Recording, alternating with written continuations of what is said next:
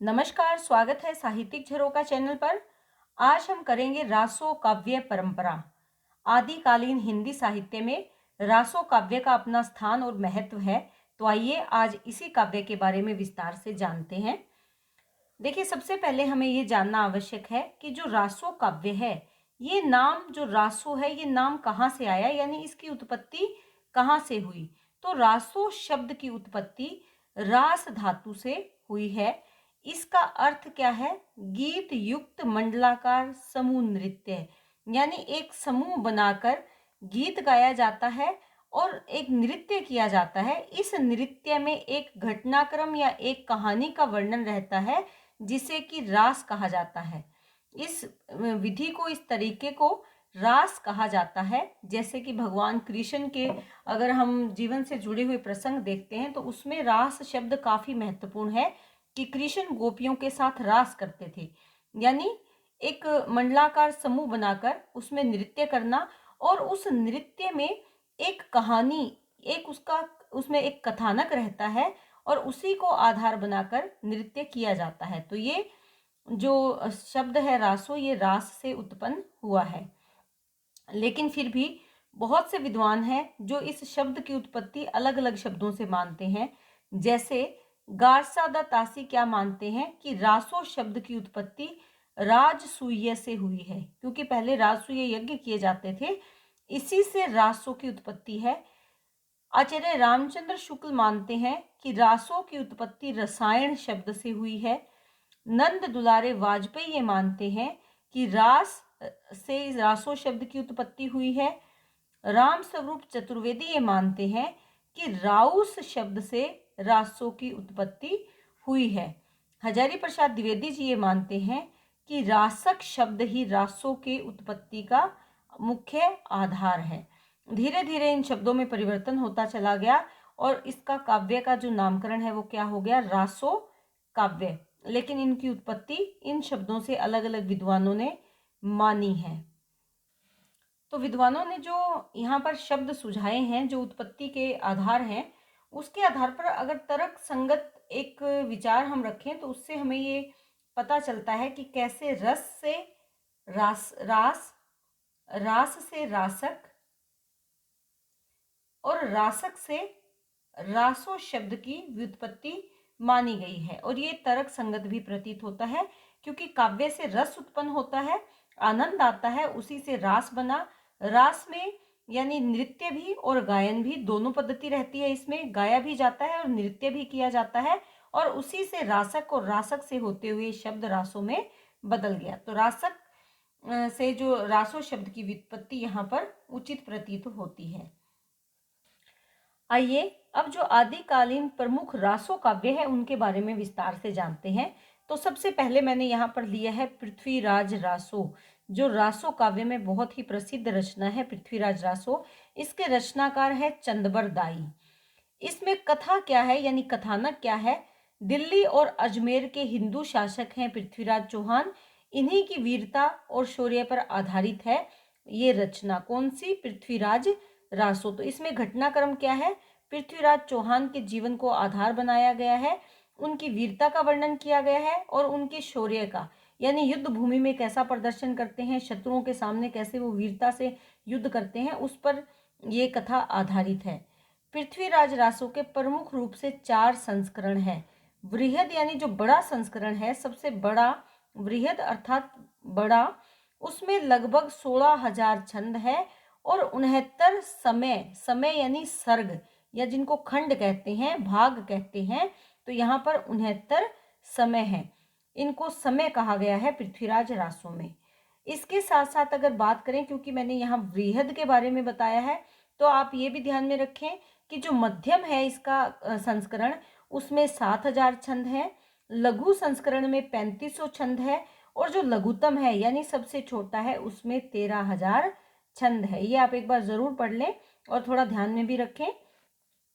अब अगर इस ग्रंथ की भाषा की बात करें तो इसमें डिंगल और पिंगल भाषा का समावेश है। अब आपको ये भी पता होना चाहिए कि डिंगल भाषा कौन सी है और पिंगल भाषा कौन सी है। देखिए, जो डिंगल भाषा है ये अपभ्रंश और राजस्थानी का मिश्रण है, जिसे डिंगल कहा गया है। जो वीरता परक काव्य है या जिसमें वीर रस की प्रधानता है वो काव्य डिंगल भाषा में लिखा गया है। इसमें कठोर शब्द रहते हैं जो कि वीर रस के मुख्य तौर पर वीर रस में प्रयोग किए जाते हैं। जो पिंगल भाषा है उसमें अपभ्रंश और ब्रज भाषा का मिश्रण होता है और यहाँ पर कोमल शब्दावली होती है। मुख्य तौर पर जो श्रृंगार रस है उसका वर्णन पिंगल भाषा में किया गया है। तो भाषा कौन सी? डिंगल और पिंगल भाषा का प्रयोग पृथ्वीराज रासों में किया गया है। रस यहाँ पर कौन से हैं? श्रृंगार रस है और वीर रस। श्रृंगार यानी प्रेम का वर्णन, जो संयोगिता के साथ प्रेम का वर्णन है। और वैसे तो इसमें जो रासो काव्य है इसमें प्रेम का वर्णन ज़्यादा नहीं है, लेकिन फिर भी कहीं कहीं श्रृंगार रस का वर्णन किया गया है। मुख्य तौर पर वीर रस इस काव्य में है। कौन सा रस है? वीर रस। मुख्य रस के रूप में वीर रस है।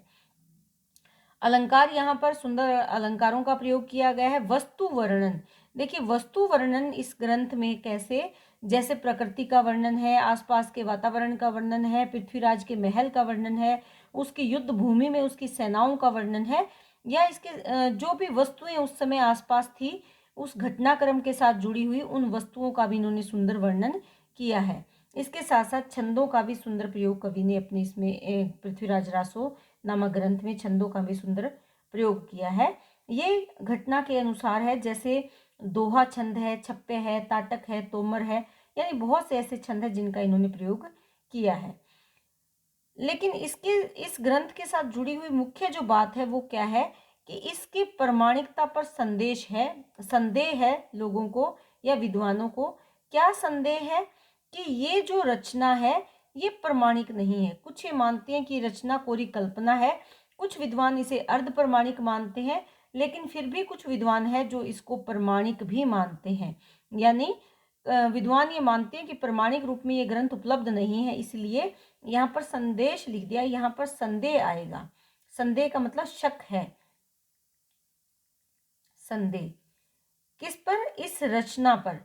कुछ विद्वान ये मानते हैं कि रचना है ही नहीं, लेकिन विद्वान ये भी कहते हैं कि ये उस समय की एक महत्वपूर्ण रचना है, यानी इसके होने या ना होने पर संशय है, लोगों के मन में संदेह है और विद्वान अपने अपने मत इस पर व्यक्त करते हैं। 3 इसके अलग अलग भाग बन गए हैं, विद्वानों के 3 भागों में बट गए हैं। कुछ मानते हैं ये प्रमाणिक है, कुछ मानते हैं अर्ध प्रमाणिक है और कुछ इसके होने पर ही संदेह करते हैं। तो इस प्रकार पृथ्वीराज रासो आप ध्यान में रखेंगे प्रमुख रासो काव्य है और इसके रचनाकार कौन है? चंदवर दाई। ये यहाँ पर इसके विस्तार से मैंने जो इसमें घटनाक्रम है या जो इसमें मुख्य बातें हैं वो मैंने यहाँ पर बताने का प्रयास आपको किया है। इसके बाद है खुमान रासो। देखिए जो खुमान रासो है ये भी एक महत्वपूर्ण रासो काव्य है आदिकाल का। इसके रचनाकार है दलपति विजय। इसमें कथानक क्या है कि खुमान वंश, जैसे कि खुमान यानी खुमान के वंश का वर्णन किया गया है विस्तार से। जो खुमान शासक थे, खुमान वंश से जुड़े हुए शासक थे, उनका विस्तार से वर्णन किया गया है। इसमें लगभग 5000 छंद संकलित हैं। इसकी भाषा डिंगल है। डिंगल भाषा जैसे कि मैंने बताया अपभ्रंश और राजस्थानी भाषा का मिश्रण होता है डिंगल, और इसमें मुख्य तौर पर वीर रस प्रधान जो काव्य होता है वो डिंगल भाषा में रासो काव्य लिखे गए हैं।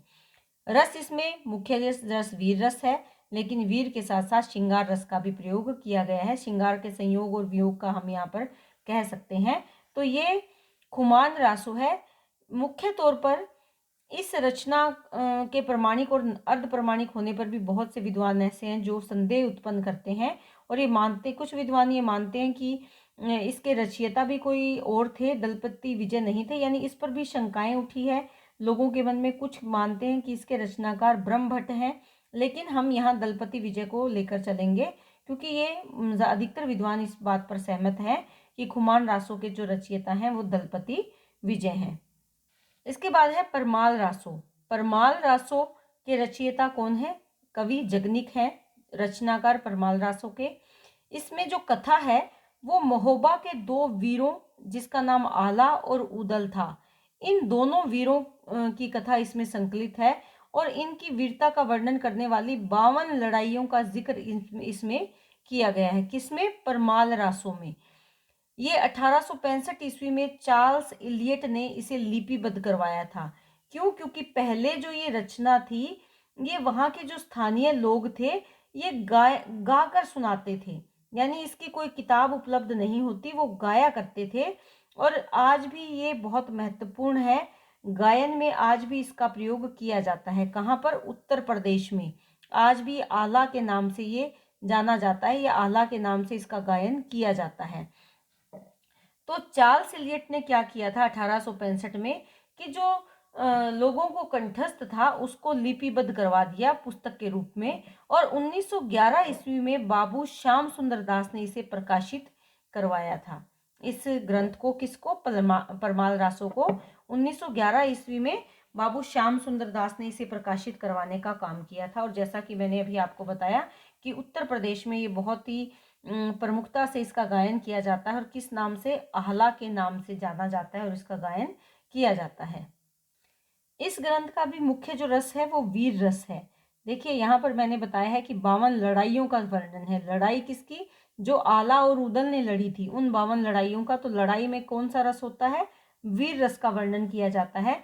और ये रचना भी, जो परमाल रासो है, ये भी पूर्ण रूप से प्रमाणिक नहीं है। इसकी ऐतिहासिकता पर संदेह उत्पन्न होता है, परंतु फिर भी क्योंकि क्षत्रियों के जोश को उत्पन्न करने वाला और उनके जोश को प्रदर्शित करने वाला ये काव्य है, तो ये उस समय का एक महत्वपूर्ण काव्य है।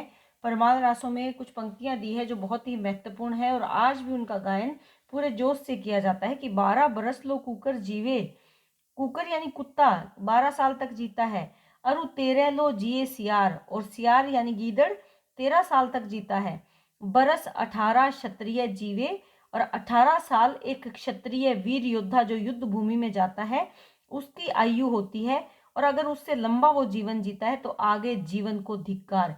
यानी 18 वर्ष का युवा वीर क्षत्रिय अगर युद्ध भूमि में जाकर शहीद ना हो तो उसके जीवन को धिक्कार है। तो ये वीरतापूर्ण काव्य है जो परमाल रासो है। संदेश रासक, ये भी रासो काव्य परंपरा की एक प्रमुख ग्रंथ है। इसके जो रचनाकार हैं वो है अब्दुल रहमान। ये जो रासो काव्य है इसमें कौन सा कथानक है, या इसमें क्या कथा है? प्रेम गाथात्मक खंड काव्य है, यानी एक खंड काव्य है और उसमें एक प्रेम कथा का वर्णन किया गया है। विजयनगर की जो नायिका है उसके हृदय की व्याकुलता का वर्णन है इसमें।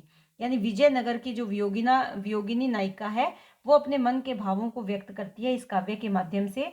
ये लगभग 11वीं-12वीं शताब्दी की रचना मानी गई है, और इसमें लगभग 233 छंदों में संकलित ये रचना है। छंद या पद हम इसको कह सकते हैं।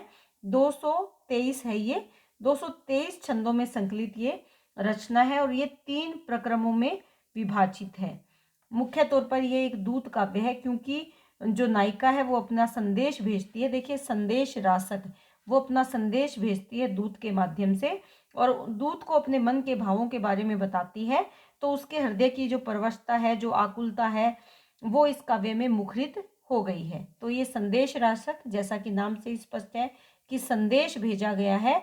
एक नायिका एक नायक को संदेश भेजती है, जिसका कथानक इसमें संकलित है। संदेश रासक का जो मुख्य कथानक है वो प्रेम गाथात्मक यानी प्रेम कथा का वर्णन इसमें किया गया है।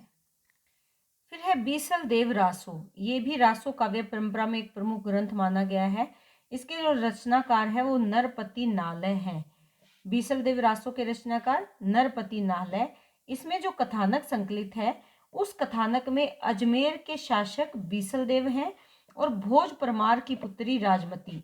तो यानी नायक कौन है? बीसल देव, और नायिका कौन है? राजमती। इनकी कथा को 4 खंडों में विभाजित करके वर्णन इसमें किया गया है। यानी जो इसकी कहानी है, जो कथा है, वो 4 खंडों में बटी हुई है। पहले खंड में दोनों का विवाह होता है, बीसल देव और राजमती का। दूसरे खंड में बीसल देव के रूठकर उड़ीसा चले जाने की कथा है, यानी बीसल देव राजमती से नाराज हो जाते हैं और उड़ीसा चले जाते हैं। तीसरे खंड में राजमती के जो विरह भाव हैं वो उसमें संकलित हैं, और जो राजा भोज जिनकी वो पुत्री हैं वो उसे अपने घर ले जाते हैं। चौथे खंड में जो इसका अंतिम खंड है उसमें 12 साल के बाद जो बीसल देव वापिस आता है और राजमती को ले जाने का वर्णन है। बीसल देव वापिस लौट आता है 12 साल के बाद और राजमती को फिर से अपने महल में वो ले जाता है। तो इस काव्य का जो मुख्य रस वो है वो क्या है? श्रृंगार रस है मुख्य रस, और श्रृंगार के भी वियोग पक्ष का वर्णन किया गया है, क्योंकि लगभग 12 साल जो 12 मासा वर्णन है, 12 साल का जो बीच में समय निकल जाता है, तो उसमें राजमती के वियोग का वर्णन इसमें किया गया है बीसल देव रासों में। इसलिए इसका श्रृंगार का वियोग पक्ष ज़्यादा प्रबल है इस काव्य में। इसकी जो भाषा है वो गुजराती और ब्रज भाषा का मिश्रण है, यानी गुजराती भाषा के साथ साथ ब्रज भाषा के शब्दों का भी इसमें समावेश हुआ है। तो ये इसका जो वर्णन है बीसल देव रासों का, वो यही आप ध्यान में रखेंगे कि नायक कौन है बीसल देव और नायिका कौन है राजमती। दोनों के मनोभावों का इसमें वर्णन किया गया है बीसल देव रासों में। और जो विद्वान है वो ये मानते हैं कि इसके जो रचना है वो लगभग 1272 ईस्वी के आसपास हुई है। और कुछ ये मानते हैं कि अब तक इसकी 27 प्रतियां मिली है और उनका संपादन डॉक्टर माता प्रसाद गुप्त ने किया है। और कुल 500 छंदों में से केवल 128 छंद है जो प्रमाणिक माने गए हैं, और शेष जो छंद है वो ऐसे माना जाता है कि ये बाद में जोड़े गए हैं। कुछ हैं जो इसका रचना काल 1312 ईस्वी मानते हैं, लेकिन अधिकतर जो विद्वान हैं वो सर्वसम्मति से 1272 ईस्वी इसका जो रचना काल है वो स्वीकार करते हैं। तो ये आप ध्यान में रखेंगे। छोटी छोटी बातें हैं लेकिन आपके प्रश्न के लिए बहुत ही महत्वपूर्ण है। इसके बाद है विजयपाल रासो। नाम से स्पष्ट है, विजयपाल को आधार बनाकर ये रासो काव्य लिखा गया है। इसमें कथानक क्या है, विजयपाल के दिग्विजय की कथा है, यानी विजयपाल के पराक्रम की कथा है। और किसने लिखी है ये कथा? नल सिंह ने ये कथा लिखी है। आज तक इसके केवल 42 छंद ही प्राप्त हुए हैं, यानी बहुत ही छोटी पुस्तक के रूप में हमें ये उपलब्ध है। 42 छंद ही मिलते हैं जिसमें कि विजयपाल की कथा का वर्णन किया गया है। और मुख्य रस क्या है इसमें? वीर रस, क्योंकि दिग्विजय यानी विजय प्राप्त करने की कथा है, तो रस कौन सा होगा? वीर रस। जो मिश्र बंधु है वो मानते हैं कि ये 1298 ईस्वी की रचना है, लेकिन जो माता प्रसाद गुप्त है वो ये मानते हैं कि ये 1543 के बाद की रचना है। यानी ये जो मिश्र बंधु है वो उसे पहले की मानते हैं, लेकिन जो माता प्रसाद जी हैं वो ये मानते हैं कि 1543 ईस्वी के बाद की ये रचना है। तो यहाँ पर भी वैचारिक मतभेद हैं और प्रमाणिक रूप से ये भी रचना उपलब्ध नहीं है। केवल 42 ही छंद है जिनके आधार पर यह अंदाजा लगाया जाता है कि विजयपाल रासो अपने आप में एक ग्रंथ है और ये नल सिंह द्वारा रचित है। यहाँ पर अंतिम जो हम रासो काव्य की चर्चा कर रहे हैं वो है हमीर रासो, लेकिन इसकी भी प्रमाणिकता सिद्ध नहीं हो पाई। प्राकृत पेंगलम जो रचना है उसमें हमीर नरेश को ध्यान में रखते हुए या उनसे जुड़े हुए केवल 8 छंद हैं, और इन्हीं 8 छंदों को आधार बनाकर आचार्य शुक्ल ने इस रचना की उद्भावना की है। और हमीर कौन सी रचना? हमीर रासो की। और इसके कवि कौन माने हैं? हमीर रासो के कवि माने हैं शार्ंगधर को। लेकिन सभी विद्वान इससे सहमत नहीं है। जो राहुल सांकृत्यायन है, ये आप ध्यान में रखेंगे कि जो राहुल सांकृत्यायन है ये क्या मानते हैं? ये मानते हैं कि इस रचना के रचनाकार शार्ंगधर नहीं बल्कि जज्जल कवि हैं। वो जज्जल कवि को इसका रचनाकार मानते हैं। ये आप ध्यान में रखेंगे। ये राहुल सांकृत्यायन, थोड़ा मिस्टेक हो गया यहाँ, तो ये राहुल सांकृत्यायन है जो जज्जल कवि को इसके रचयिता मानते हैं। तो इसलिए क्योंकि विद्वानों में मतभेद है और प्रमाणिक रूप में हमें ये ग्रंथ नहीं मिलता, लेकिन फिर भी क्योंकि रासो साहित्य से जुड़ा हुआ है तो रासो काव्य के अंतर्गत ये बहुत ही महत्वपूर्ण रचना हो जाती है, क्योंकि कहीं ना कहीं ये भी अपनी भूमिका निभा रही है रासो साहित्य के अंतर्गत। देखिए, आज हमने जितने भी रासो काव्य के बारे में यहाँ पर बात की है उनमें अधिकतर रचनाओं के साथ ये धारणा जुड़ी है कि वो प्रमाणिक नहीं है। कुछ ये मानते हैं कि वो अर्ध प्रमाणिक है और कुछ ये रचनाएं हैं जिनके होने पर भी संदेह है। लेकिन फिर भी क्योंकि ये हमारे साहित्य की दृष्टि से महत्वपूर्ण है और इसमें जो विचार है या जो उस समय की परिस्थितियां हैं उनको हम यहाँ पर इन रचनाओं के माध्यम से जान सकते हैं, क्योंकि कोई भी काल का साहित्य उस समय का आईना होता है या उस समय का दर्पण होता है, जिसके माध्यम से हम उस काल की जो भी राजनीतिक है, सामाजिक है या धार्मिक है, उन परिस्थितियों के बारे में जान सकते हैं। इसीलिए चाहे विद्वान इसे प्रमाणिक कहें, अप्रमाणिक कहें या अर्ध प्रमाणिक कहें, लेकिन हिंदी साहित्य के आदि काल में ये काव्य परंपरा अपना महत्वपूर्ण स्थान रखती है। तो इनके बारे में आज हमने यहाँ पर विस्तार से जाना। जो हमारा रासो काव्य है ये आप बहुत अच्छे से, उम्मीद करती हूँ कि समझ पाए हो, और मैंने यहाँ अपनी तरफ से विस्तार से बताने का प्रयास किया है। तो अगर आपको ये वीडियो अच्छा लगा तो कमेंट ज़रूर करें, और इसके साथ साथ चैनल को लाइक, शेयर और सब्सक्राइब करते रहें। बहुत बहुत धन्यवाद।